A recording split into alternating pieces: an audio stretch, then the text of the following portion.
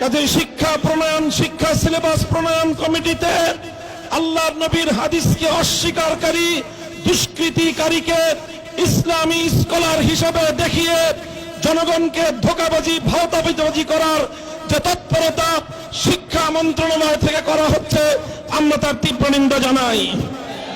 এরপরেও যদি সেই বিতর্কিত ব্যক্তিকে সেখান থেকে বাদ না দেওয়া হয়, হেফাজতে ইসলাম কঠোর কর্মসূচি গ্রহণ করতে বাধ্য হবে।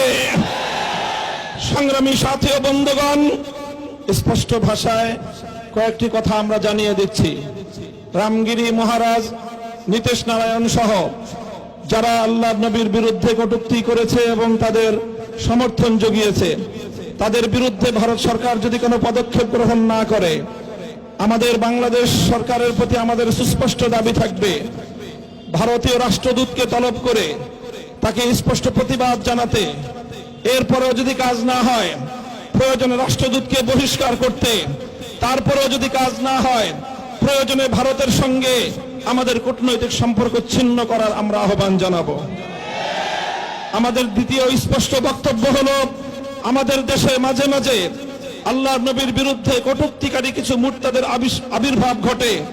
আমরা স্পষ্ট ভাষায় আমাদের অবস্থান ব্যক্ত করছি, আল্লাহর নবীর ইজ্জতের প্রশ্নে আমরা কোনো বিষয়ে ছাড় দিতে আপোষ করতে প্রস্তুত নাই।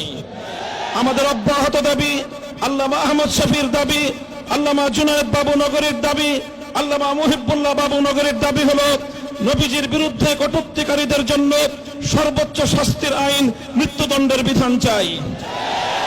স্পষ্ট ভাষায় আমাদের মহাসচিব সাহেব যে কথা বলেছেন আমি আবার স্মরণ করিয়ে দিতে চাই। বর্তমান সরকারকে আমরা সহযোগিতা করছি, আগামী দিনেও সহযোগিতা করতে প্রস্তুত, কিন্তু ইসলামের বিরুদ্ধে, আল্লাহর নবীর ইজ্জতের বিরুদ্ধে যদি সরকার বুঝে বা না বুঝে কোনো পদক্ষেপ নেয়, আমরা সতর্ক করব। সতর্ক পর যদি তারা সতর্ক না হয়, আমরা আমাদের কঠোর পদক্ষেপ নিতে বাধ্য হব। আল্লাহর নবীর হাদিসকে অস্বীকার করা, এটা নবীজিকে অবমাননার নামান্তর। কাজেই শিক্ষা প্রণয়ন, শিক্ষা সিলেবাস প্রণয়ন কমিটিতে আল্লাহর নবীর হাদিসকে অস্বীকারী দুষ্কৃতিকারীকে ইসলামী স্কলার হিসেবে দেখিয়ে জনগণকে ধোঁকাবাজি, ভাওতাবাজি করার যে তৎপরতা শিক্ষা মন্ত্রণালয় থেকে করা হচ্ছে, আমরা তার তীব্র নিন্দা জানাই। এরপরেও যদি সেই বিতর্কিত ব্যক্তিকে সেখান থেকে বাদ না দেওয়া হয়, হেফাজতে ইসলাম কঠোর কর্মসূচি গ্রহণ করতে বাধ্য হবে। সংগ্রামী সাথী ও বন্ধুগণ, সকলকে শান্তিপূর্ণভাবে এই বিক্ষোভ মিছিলে অংশগ্রহণ করার উদাত্ত আহ্বান জানিয়ে বক্তব্য শেষ করলাম। ওয়া আখিরু দাওয়ানা আলহামদুলিল্লাহি রাব্বিল আলামিন।